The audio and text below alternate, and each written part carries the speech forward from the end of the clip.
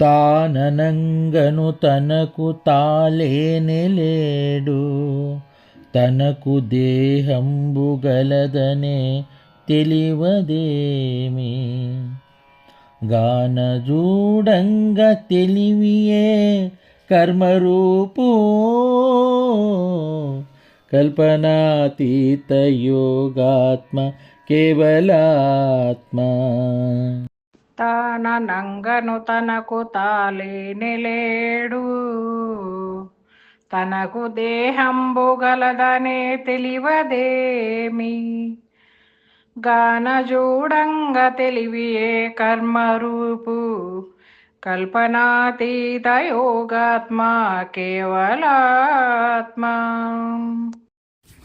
జై నిజ గురుభ్యో నమ.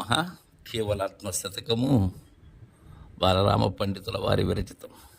ఈరోజు మనం 76వ పద్యం. ఇక్కడ ఏం చెప్తున్నారంటే కర్మము గురించి చెప్తున్నారు. కర్మరూపము, జ్ఞానానికి ప్రతిరూపమే కర్మం. జ్ఞానం లేకపోతే కర్మము లేదు, అవి ముడిపడినటువంటివి. ఇక్కడ ఏంటంటే తాననంగను తనకు తాలేనెలేడు. తాను అంటూ ఉన్నదెవరు? తానే, తానైన నేను. ఇది తనకు తాలేనేలేడు అంటున్నారు. ఎప్పుడు లేరు తనకు తాను? మనోప్రాణములు వియోగం చెందినప్పుడు తానైనా ఎరుక లేదు, తాననే గుర్తు లేదు. తనకు దేహంబు గలదనే తెలివదేమి. ఈ గుర్తనే తెలివి ఎప్పుడైతే ఉన్నదో అప్పుడు నేను దేహమును అనేటువంటి భావన. నన్ను చూసి నేను మురిసిపోతూ ఉంటాను. కారణం ఏంటి? దేహం గుర్తు రెండూ ఉన్నాయి. అవి రెండు విడిపడనటువంటివి. తనకు దేహం ఉన్నది అనేటువంటి తెలివదేమి. తనకు తాను లేనటువంటిదే తాను.